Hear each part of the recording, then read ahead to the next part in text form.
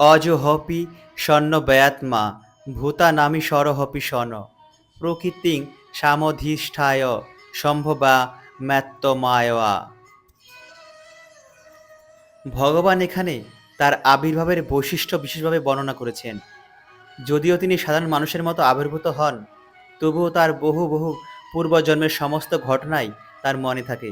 কিন্তু সাধারণ মানুষ কয়েক ঘন্টা পূর্বে কি ঘটেছিল তা মনে রাখতে পারে না। যদি কাউকে একদিন আগে কোনো বিশেষ সময়ে যে কি করেছিল তা জিজ্ঞেস করা হয়, তবে সাধারণ লোকের পক্ষে সঙ্গে সঙ্গে তার উত্তর দেওয়া কঠিন হয়ে পড়ে। তাকে অনেক হিসাব নিকাশ করে, স্মৃতি রোমন্থন করে তবে মনে করতে হয় গতদিন কোন সময়ে সে কি করেছিল। অথচ তারাই আবার ভগবান হবার দুরাশা পোষণ করে। এই ধরনের অর্থহীন দাবি শুনে কারোরই বিভ্রান্ত হওয়া ঠিক নয়। ভগবান এখানে তার প্রকৃতি বা রূপের কথা ব্যাখ্যা করেছেন। স্বভাব বলতে প্রকৃতি এবং স্বরূপ দুই বোঝায়। ভগবান বলেছেন তিনি তার চিন্ময় স্বরূপে আবির্ভূত হন। জীবসত্তার মতো তিনি এক দেহ থেকে আরেক দেহে দেহান্তরিত হন না। জীবাত্মা এই জন্মে একরকম দেহ ধারণ করতে পারে, কিন্তু পরজন্মে সে ভিন্ন দেহ ধারণ করে। জড়জগতে জীবের দেহের কোনো নিত্যতা নেই। প্রকৃতপক্ষে সে প্রতিনিয়তই তার দেহ পরিবর্তন করছে। কিন্তু ভগবান যখন জড়জগতে আবির্ভূত হন, তখন তিনি তার সচ্চিদানন্দময় দেহ নিয়েই আবির্ভূত হন। অর্থাৎ তিনি যখন এই জড়জগতে আবির্ভূত হন, তখন তিনি তার অন্তরঙ্গা শক্তির আবেশ শাশ্বত দ্বিভুজ মুরলীধারী রূপ নিয়ে আবির্ভূত হন। জড়জগতের কোনো কলসই তার রূপকে স্পর্শ করতে পারে না। কিন্তু তিনি যদিও তার অপ্রাকৃত রূপ নিয়ে এই জড়জগতে আবির্ভূত হন এবং সর্ব অবস্থাতে তিনি সমস্ত জগতের অধীশ্বর থাকেন, তবুও তার লীলা আর পাঁচজন মানুষের জীবনের মতোই বলে মনে হয়। ভগবান যদিও শৈশব থেকে পৌগণ্ডে, পৌগণ্ড থেকে কৈশোরে এবং কৈশোর থেকে যৌবনে উত্তীর্ণ হন, তবুও আশ্চর্যজনকভাবে যৌবনের ঊর্ধ্বে তার দেহের আর কোনো রূপান্তর হয় না। কুরুক্ষেত্র যুদ্ধের সময় তার অনেক পৌত্র ছিল, কিন্তু জাগতিক হিসাবে তার অনেক বয়স হয়েছিল। কিন্তু তাকে দেখে মনে হতো যেন তিনি 20-25 বছরের যুবক। যদিও শ্রীকৃষ্ণ হচ্ছেন অতীত, বর্তমান এবং ভবিষ্যতের সর্বকালীন আদি পুরুষ, সর্বপ্রাচীন পুরুষ, কিন্তু তাকে আমরা কোনো অবস্থাতেই বৃদ্ধরূপে দেখি না। কোনো ছবিতেও শ্রীকৃষ্ণকে বার্ধক্যগ্রস্ত অবস্থায় দেখা যায় না। কখনো তার দেহের অথবা বুদ্ধির কোনো রকম বিকার হয় না। তাই আমরা সহজেই বুঝতে পারি এই জড়জগতে এসে সাধারণত মানুষের মতো লীলাখেলা করলেও তিনি চিরকালই অজ, নিত্য, শাশ্বত, পুরাতন, আদি পুরুষ, সচ্চিদানন্দময়। তার আবির্ভাব এবং অন্তর্ধান সূর্যের মতো। আমাদের দৃষ্টিপথে উদিত হলে যেমন আমরা মনে করি সূর্যের উদয় হলো, আকাশে সূর্যকে দেখে যেমন আমরা মনে করি সূর্য এখন আকাশে রয়েছে, তারপর আমাদের দৃষ্টির আড়ালে চলে গেলে যেমন আমরা মনে করি সূর্য এখন অস্ত গেল, কিন্তু প্রকৃতপক্ষে সূর্য এক জায়গায় স্থির হয়ে আছেন। আমাদের বিকৃত ইন্দ্রিয়ের প্রভাবে আমরা মনে করি যে সূর্য উদিত হয় এবং অস্ত যায়। ভগবানও তেমন নিত্য। তার আবির্ভাব এবং অন্তর্ধান সাধারণ মানুষের মতো জন্ম মৃত্যুর মতো নয়, তা সম্পূর্ণ ভিন্ন। এর থেকে আমরা স্পষ্টই বুঝতে পারি তার অন্তরঙ্গা শক্তির প্রভাবে ভগবান সৎ, চিত, আনন্দময় এবং জড়া প্রকৃতির দ্বারা তিনি কখনোই প্রভাবিত হন না। বেদে উল্লেখ আছে ভগবান অজ, কিন্তু তবুও তার বহুধা প্রকাশ স্বরূপ মনে হয় যেন তিনি সাধারণ মানুষের মতো জন্ম নিলেন। সমস্ত বৈদিক অনুশাস্ত্রাদিতেও অনুমোদন করা হয়েছে যে ভগবান যখন অবতরণ করেন তখন জীবের মতো জন্মগ্রহণ করেন বলে মনে হলেও তিনি তার অপ্রাকৃত এবং অপরিবর্তনীয় দেহস্বরূপ নিয়ে অবতরণ করেন। শ্রীমদ্ ভাগবতে আছে কংসের কারাগারে তিনি চতুর্ভুজ এবং সরস্বৈর্যপূর্ণ নারায়ণ রূপ নিয়ে তার মায়ের সামনে আবির্ভূত হন। জীবসত্তার প্রতি তার অহেতুকী কৃপার ফলেই তিনি তার শাশ্বত আদি রূপ নিয়ে আবির্ভূত হন, যার ফলে তারা পরম পুরুষোত্তম ভগবানের প্রতি মনোনিবেশ করতে পারে এবং নির্বিশেষবাদীরা ভ্রান্তিবশত ভগবানের রূপ নিয়ে যেরূপ চিন্তা করে সেইভাবে মানসিক জল্পনা কল্পনায় আকৃষ্ট হতে পারে না। মায়া অথবা আত্মমায়া হলে ভগবানের সেই অহেতুক কৃপা বিশ্বকোষ অভিধানে তাই বলা হয়েছে। ভগবান তার পূর্ববর্তী সমস্ত অবতরণের এবং অন্তর্ধানের ঘটনাবলী পুঙ্খানুপুঙ্খভাবে মনে রাখেন, কিন্তু সাধারণ জীব অন্য একটি দেহ পাওয়া মাত্রই তার পূর্বজন্মের সমস্ত কথা ভুলে যায়। ভগবান সমস্ত জীবের ঈশ্বর, কারণ এই জগতে অবস্থান করার সময় তিনি বিস্ময়কর এবং অতি মানবীয় অসীম শৌর্য বীর্যের লীলা প্রদর্শন করেন। তাই ভগবান সবসময় পরম তত্ত্ব। তার নাম এবং রূপের মধ্যে, গুণ এবং লীলার মধ্যে কোনো পার্থক্য নেই। এখন আমাদের মনে প্রশ্ন জাগতে পারে, ভগবান কেন এই জড়জগতে আবির্ভূত হন এবং আবির্ভূত হয়ে কেনই বা আবার অন্তর্হিত হয়ে যান? সে কথা পরবর্তী শ্লোকে ব্যাখ্যা করা হয়েছে। যদা যদা হি ধর্মস্য গ্লানির্ভবতি ভারত অভ্যুত্থানম ধর্মস্য তদাত্মানং সৃজামহম। এখানে সৃজামি কথাটি তাৎপর্যপূর্ণ। এই সৃজামি কথাটা সৃষ্টি করার অর্থে ব্যবহৃত হয়নি, কারণ পূর্ববর্তী শ্লোক অনুযায়ী ভগবানের সমস্ত রূপই নিত্য বিরাজমান। তাই ভগবানের রূপ বা শরীর কখনো সৃষ্টি হয় না। সেজন্য সৃজামি মানে ভগবানের যা স্বরূপ তা তিনি নিজেই প্রকাশ করেছেন। এর থেকে বোঝা যায় ব্রহ্মার একদিনে সপ্তমনুর অষ্টবিংশতি চতুর্যুগের দাপরে ভগবান তার স্বরূপে আবির্ভূত হন। কিন্তু তা বলে প্রকৃতির কোনো নিয়ম কানুনের বন্ধনে তিনি আবদ্ধ নন।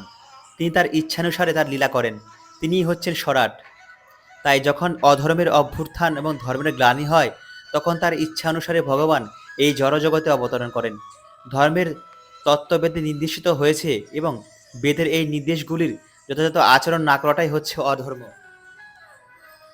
শ্রীমদ্ ভাগবতে বলা হয়েছে, এই সমস্ত নির্দেশগুলি হচ্ছে ভগবানের আইন এবং ভগবান নিজেই কেবল ধর্মের সৃষ্টি করতে পারেন। বেদ ভগবানের বাণী, ব্রহ্মার হৃদয়ে তিনি এই জ্ঞান সঞ্চার করেন। তাই ধর্মের বিধান সরাসরিভাবে ভগবানের আজ্ঞা এবং ভগবদ্গীতার সর্বত্রই এই তত্ত্বের বিশদ বর্ণনা করা হয়েছে। ভগবানের নির্দেশিত এই তত্ত্বের প্রতিষ্ঠা করাই হচ্ছে বেদের উদ্দেশ্য। গীতার শেষে ভগবান তো স্পষ্টভাবে বলেছেন, সর্বধর্মান পরিত্যাজ মামেকং শরণং ব্রজ। সর্বধর্ম ত্যাগী লও আমার শরণ। বৈদিক নির্দেশগুলি মানুষকে এই সর্বধর্ম ত্যাগ করে তার শরণ নেবার পথে এগিয়ে নিয়ে চলে এবং যখনই অসুরেরা অথবা আসরিক ভাবাপন্ন মানুষেরা তাতে বাধা সৃষ্টি করে, তখন ভগবান আবির্ভূত হন। শ্রীমদ্ ভাগবত থেকে আমরা জানতে পারি, যখন জড়বাদে পৃথিবী ছেয়ে গিয়েছিল এবং জড়বাদীরা বেদের নাম করে যথেচ্ছাচার করছিল, তখন ভগবান শ্রীকৃষ্ণ বুদ্ধরূপে অবতরণ করেন। বেদে কোনো কোনো বিশেষ অবস্থায় পশু বলি দেওয়ার বিধান আছে, কিন্তু আসরিক ভাবাপন্ন মানুষেরা বৈদিক সিদ্ধান্ত অনুসরণ না করে নিজেদের ইচ্ছামতো পশু বলি দিতে শুরু করে। এই অনাচার দূর করতে বেদের অহিংস নীতির প্রতিষ্ঠা করার জন্য ভগবান বুদ্ধ আবির্ভূত হয়েছিলেন। এভাবে আমরা দেখতে পাই, কোনো বিশেষ উদ্দেশ্য সাধন করবার জন্য ভগবান এই জড়জগতে অবতরণ করেন এবং শাস্ত্রে তার উল্লেখ আছে। শাস্ত্রের প্রমাণ না থাকলে কাউকে অবতার বলে গণ্য করা হয় না। অনেকে আবার মনে করেন ভগবান কেবল ভারতভূমিতেই অবতরণ করেন, কিন্তু এই ধারণাটা ভুল। তিনি তার ইচ্ছা অনুসারে যে কোনো জায়গায়, যে কোনো অবস্থায়, যে কোনো রূপে অবতরণ করতে পারেন। প্রত্যেক অবতরণে তিনি ধর্ম সম্বন্ধে যতটুকুই ব্যাখ্যা করে যান, ততটুকু সেই বিশেষ স্থান এবং কালের মানুষের হৃদয়ঙ্গম করতে পারে। কিন্তু তার উদ্দেশ্য একই থাকে, ধর্ম সংস্থাপন করা, মানুষকে ভগবান ভগবানমুখী করা। কখনো তিনি স্বয়ং আবির্ভূত হন, কখনো তিনি তার সন্তান অথবা ভৃত্যরূপে তার প্রতিনিধিকে প্রেরণ করেন, আবার কখনো তিনি ছদ্মবেশে অবতরণ করেন। অর্জুনের মতো মহাভাগবতকে ভগবান ভগবদ্গীতা শুনিয়েছিলেন, কারণ ভগবদ্গীতার মর্মার্থ উন্নত বুদ্ধিমত্তা সম্পন্ন মানুষেরা কেবল বুঝতে পারে। ২ আর ২ ৪ হয়, এই আঙ্কিক তত্ত্ব একটি শিশুর কাছেও সত্য, আবার একজন মহাপণ্ডিত গণিতকের কাছেও সত্য, কিন্তু তবুও গণিতের স্তর ভেদ আছে। প্রতিটি অবতারে ভগবান একই তত্ত্বজ্ঞান দান করেন, কিন্তু স্থান কাল বিশেষে তাদের উচ্চ এবং নিম্ন মান সম্পন্ন বলে মনে হয়। উচ্চ মানে ধর্ম অনুশীলন শুরু হয় বর্ণাশ্রম ধর্ম সমন্বিত সমাজ ব্যবস্থার মাধ্যমে। ভগবানের অবতরণের উদ্দেশ্য হচ্ছে সব জায়গায় সকলকে শ্রীকৃষ্ণ ভাবনায় উদ্ভূত করা। অবস্থাভেদে সময় সময় এই ভাবনার প্রকাশ এবং অপ্রকাশ হয়। পরিত্রাণায় সাধুনাং বিনাশায় চ দুষ্কৃতাম ধর্ম সংস্থাপনার্থায় সম্ভাবামি যুগে যুগে। ভগবদ গীতা অনুসারে শ্রীকৃষ্ণ ভাবনায় উদ্ভূত যে মানুষ, তিনিই হচ্ছেন সাধু। কোনো লোককে আপাত দৃষ্টিতে অধার্মিক বলে মনে হতে পারে, কিন্তু তার অন্তরে তিনি যদি সম্পূর্ণভাবে শ্রীকৃষ্ণ ভাবনাময় হন, তবে বুঝতে হবে তিনি সাধু। আর যে ভগবানের প্রতি তার কর্তব্য পালন করে না, তাকে বলা হয় দুষ্কৃতকারী। এই সমস্ত অসাধু বা দুষ্কৃতকারীরা লৌকিক বিদ্যায় অলঙ্কৃত হলেও এদের মূঢ় এবং নরাধম বলা হয়। কিন্তু যার অন্তরে ভগবত ভক্তি আছে, সে যদি মূর্খ এবং অসভ্য হয়, তবু বুঝতে হবে সে সাধু। রাবণ, কংস প্রভৃতি অসুরদের নিধন করবার জন্য তিনি যেমন অবতরণ করেছিলেন, নিরীশ্বর বায়ুদের বিনাশ করবার জন্য ভগবানকে তেমন অবতরণ করতে হয় না। ভগবানের অনেক অনুচরণ আছে যারা অনায়াসে অসুরদের সংহার করতে পারে, কিন্তু ভগবানের অবতরণের মুখ্য উদ্দেশ্য হচ্ছে তার ভক্তদের শান্তি বিধান করা। অসুরেরা ভগবানের ভক্তদের নানাভাবে কষ্ট দেয়, তাদের উপর উৎপাত করে, তাই তাদের পরিত্রাণ করবার জন্য ভগবান অবতরণ করেন। অসুরের স্বভাবই হচ্ছে ভক্তদের উপর অত্যাচার করা। ভক্ত যদি তার পরমাত্মীয় হয় তবুও সে রেহাই পায় না। প্রহ্লাদ মহারাজ ছিলেন কশিপুর সন্তান, কিন্তু তা সত্ত্বেও হিরণ্যকশিপু তাকে নানাভাবে নির্যাতন করে।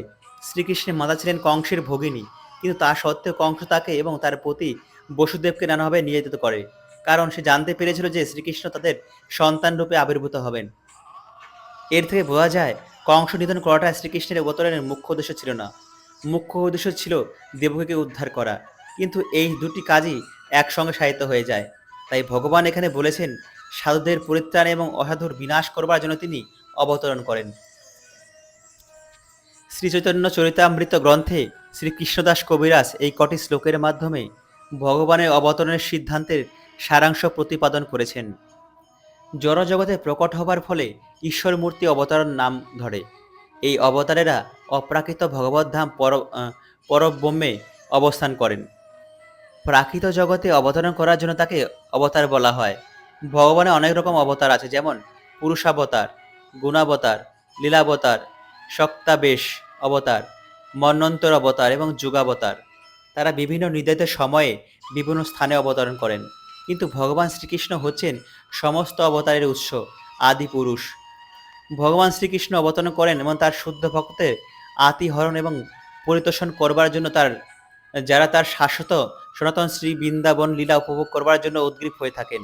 তাই শ্রীকৃষ্ণের অবতরণের মুখ্য উদ্দেশ্য হচ্ছে তার শুদ্ধ ভক্তদের পরিতোষণ করা।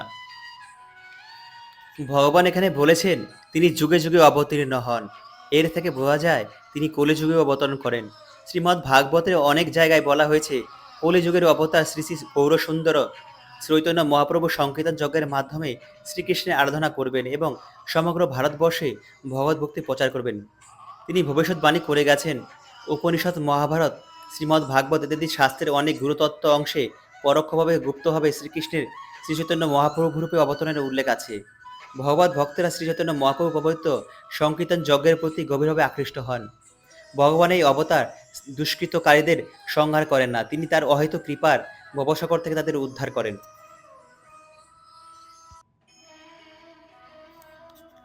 জন্ম কর্ম চ মে দিব্যমেবং যো বেত্তি তত্ত্বত ত্যক্তা দেহং পুনর্জন্ম নৈতি মামেতি সোহর্জুন।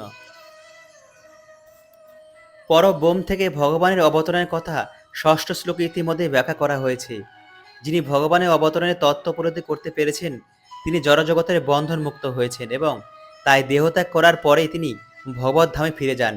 জড় বন্ধন থেকে এভাবে মুক্ত হওয়া মোটেই সহজসাধ্য নয়। নির্বিশেষবাদী জ্ঞানী এবং যোগীরা বহু জন্ম জন্মান্তের তপস্যার ফলে এই মুক্তি লাভ করে, কিন্তু তা সত্ত্বেও ব্রহ্মজ্যোতিতে বিলীন হয়ে গিয়ে তারা যে মুক্তি লাভ করে তা পূর্ণ মুক্তি নয়, তাদের পুনরায় এই জড়জগতে পতিত হবার সম্ভাবনা থাকে। ব্রহ্ম সংহিতায় বলা হয়েছে ভগবানের রূপ অনন্ত, ভগবানের অবতার অনন্ত। ভগবানের রূপ অনন্ত হলেও ভগবান এক এবং অদ্বিতীয় পরম ঈশ্বর। এই সত্যকে সুদৃঢ় বিশ্বাসের সঙ্গে বুঝতে হবে। দুর্ভাগ্যবশত জড় জ্ঞানী এবং পণ্ডিতেরা এই পরম সত্যকে বিশ্বাস করতে পারে না। বেদে বলা হয়েছে এক এবং অদ্বিতীয় ভগবান নানা দিব্যরূপে তার শুদ্ধ ভক্তদের সঙ্গে লীলা করতে নিত্য অনুরক্ত। বেদের এই উক্তিকে ভগবান নিজেই গীতার এই শ্লোকে প্রমাণিত করেছেন। যিনি সুদৃঢ় বিশ্বাসের সঙ্গে বেদের এই কথা, ভগবানের এই কথাকে সত্য বলে গ্রহণ করে আর অন্য কোনো প্রচেষ্টায় কালক্ষয় করে না, তিনি সর্বোচ্চ স্তরের মুক্তি লাভ করেছেন। বেদের তত্ত্বমসি কথাটির যথার্থ তাৎপর্য এই সন্দর্ভে আছে। যিনি বুঝতে পেরেছেন শ্রীকৃষ্ণ হচ্ছেন পরমেশ্বর, অথবা যিনি ভগবানকে বলতে পারেন তুমি পরম ব্রহ্ম, পরমেশ্বর স্বয়ং ভগবান, তার তৎক্ষণাৎ মুক্তি লাভ হয় এবং তিনি নিশ্চিতভাবে ভগবানের নিত্যধামে ভগবানের চিন্ময় সাহাচর্যে লাভ করেন। অর্থাৎ ভগবানের এই রকম একনিষ্ঠ ভক্তই যে পরমার্থ লাভ করে সে সম্বন্ধে বেদে বলা হয়েছে। অর্থাৎ পরমেশ্বর ভগবানকে জানবার ফলে জন্ম মৃত্যুর বন্ধন থেকে মুক্ত হওয়া যায়। এছাড়া আর কোনো পথ নেই। কারণ ভগবান শ্রীকৃষ্ণকে যে জানে না সে তো অবগুণের দ্বারা আচ্ছাদিত। তাই তার পক্ষে জড়বন্ধন মুক্ত হওয়া অসম্ভব। মধুর বোতল চাটলে যেমন মধুর স্বাদ লাভ করা যায় না, ভগবান শ্রীকৃষ্ণকে না জেনে ভগবদ্গীতা পাঠ করলে এবং তার মন গড়া ব্যাখ্যা করলেও তেমন কোনো কাজ হয় না। এই সমস্ত দার্শনিকেরা জড়জগতে অনেক সম্মান, অনেক প্রতিপত্তি, অনেক অর্থ উপার্জন করতে পারে, কিন্তু তারা ভগবানের কৃপা লাভ করে মুক্তি লাভের যোগ্য নয়। ভগৎ ভক্তের অহেতুক কৃপা লাভ না করে পর্যন্ত অহংকারে মাত্র এই সমস্ত পণ্ডিতেরা জড়বন্ধন মুক্ত হতে পারে না। তাই মানুষ মাত্রই কর্তব্য হচ্ছে সুদৃঢ় বিশ্বাস এবং তত্ত্বজ্ঞান সহকারে শ্রীকৃষ্ণ ভাবনামৃতের অনুসরণ করে পরমার্থ সাধন করা। বিতরাগ ভয় ক্রোধা মন্ময়া মামুপাশ্রিতা বহব্য জ্ঞান তপসা পুতা মদ্ভাব মাগতা। আগেই বলা হয়েছে, যে সমস্ত মানুষ জড়বন্ধনে গভীরভাবে আবদ্ধ তাদের পক্ষে ভগবানের সবিশেষ সুখ উপলব্ধি করা দুষ্কর। সাধারণত যে সমস্ত মানুষ দেহাত্ম বুদ্ধির দ্বারা প্রভাবিত তারা জড় বাস্তবাদ চিন্তায় এমনই মগ্ন যে তাদের পক্ষে ভগবানের পরম পুরুষত্তার সচ্চিদানন্দময় স্বরূপ উপলব্ধি করা অসম্ভব। তারা কোনো মতেই বুঝে উঠতে পারে না যে ভগবানের একটি চিন্ময় দেহ সত্তা আছে, যা অবিনশ্বর, পূর্ণ চেতনাময় এবং নিত্য আনন্দময়। জড়বাদী তত্ত্বচিন্তায় আমাদের জড়দেহটা নশ্বর, অজ্ঞানতার দ্বারা আচ্ছন্ন এবং সম্পূর্ণ নিরানন্দ। সুতরাং এই জড়দেহটাকেই আমাদের প্রকৃত স্বরূপ বলে মেনে নিয়ে আমরা মনে করি ভগবানের দেহটাও তেমন নশ্বর, অজ্ঞান এবং সম্পূর্ণ নিরানন্দ। সুতরাং সাধারণ মানুষকে যখন ভগবানের দেহস্বরূপ সম্বন্ধে কিছু বলা হয় তখন তারা জড়বাদী দেহস্বরূপের কথাই মনে ভাবতে থাকে। এই জড় দেহাত্ম বুদ্ধির দ্বারা প্রভাবিত হয়ে দেহ সর্বস্ব মানুষ মনে করেন বিশ্ব চরাচরের যে বিরাট রূপ সেটাই পরম তত্ত্ব। তার ফলে তারা মনে করে পরমেশ্বরের কোনো আকার নেই, তিনি নির্বিশেষ, এবং তারা এতই গভীরভাবে বিষয়াসক্ত যে জড়জগৎ থেকে মুক্ত হবার পরেও যে একটা অপ্রাকৃত অস্তিত্ব আছে তা তারা মানতে ভয় পায়। পক্ষান্তরে এই অস্তিত্বের কথা তাদের মনে ভয়ের সঞ্চার করে। তাই নিরাকার, নির্বিশেষ, শূন্যে বিলীন হয়ে যাওয়াটাকেই তারা পরম প্রাপ্তি বলে মনে করে। সাধারণত তারা জীবাত্মাকে সমুদ্রের বুদবুদের সঙ্গে তুলনা করে, যা সমুদ্র থেকে উত্থিত হয়ে সমুদ্রের মধ্যে আবার বিলীন হয়ে যায়। তাদের মতে এটাই হচ্ছে পৃথক সত্তা রহিত মুক্ত অস্তিত্বের চরম সিদ্ধি, কিন্তু প্রকৃত পক্ষে এ হচ্ছে যথার্থ আত্মজ্ঞানশূন্য জীবনের এক ভয়ঙ্কর অবস্থা। এছাড়া আর একদল লোক আছে যারা অপ্রাকৃত অস্তিত্বের কথা একেবারে বুঝতে পারে না। মানুষের কল্পনাপ্রসূত নানা রকম দার্শনিক মতবাদ এবং তাদের মতভেদে তারা এতই বিরক্ত এবং ক্ষুব্ধ হয়ে পড়ে যে শেষকালে তারা মূর্খের মতো সিদ্ধান্ত নেয় ভগবান নেই এবং এক সময় সবকিছুই শূন্যে পর্যবেসিত হবে। এই ধরনের লোকেরা বিকারগ্রস্ত রুগ্ন জীবনযাপন করে। আরেক ধরনের লোক আছে যারা জড় বিষয়ে এত আসক্ত যে পারমার্থিক তত্ত্ব নিয়ে তারা একেবারে মাথা ঘামায় না। তাদের মধ্যে কেউ কেউ সবকিছুকে অবিশ্বাস করে, আবার মন গড়া দার্শনিক তত্ত্বের কোনো কুলকিনারা না পেয়ে নিরাশ হয়ে গাঁজা, চরস, ভাং ইত্যাদি মাদক দ্রব্যের আশ্রয় গ্রহণ করে এবং তাদের সেই নেশাগ্রস্ত বিকৃত মনের অলীক কল্পনাকে দিব্য দর্শন বলে প্রচার করে ধর্মভীরু কিছু মানুষকে প্রতারিত করে। মানুষের কর্তব্য হচ্ছে জড়জগতের তিনটি বন্ধন পারমার্থিক কর্তব্য অবহেলা করা, ভগবানের অপ্রাকৃত স্বরূপকে আমাদের জড়রূপের মতো বলে মনে করে ভীত হওয়া এবং জড়জীবনের নৈরাশ্যের ফলে সবকিছুকে শূন্য বলে মনে করা।